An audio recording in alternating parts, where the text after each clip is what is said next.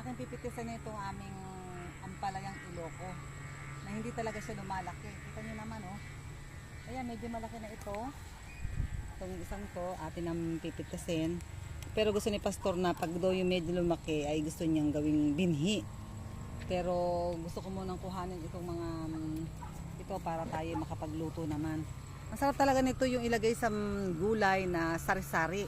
Yung may sitaw, mayroong kalabasa, at yung patola namin. Ang sarap pala nun nilalagyan ng patola, itong ampalaya.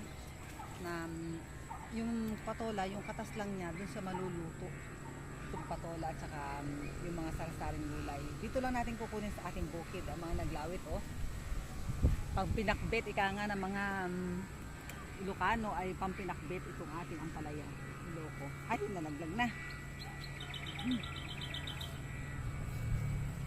Bukod sa mapakasarap nito sa ating mga pinakbet, ay meron pa siyang ano, ay atin naman tong kumakain na tayo ng ampalaya, ay tayo ay hindi pa nagkakasakit. Gaganda ang ating dugo, mayaman kasi ito sa ating ayon. So, pilip tayo, tingnan natin dito sa loob pa.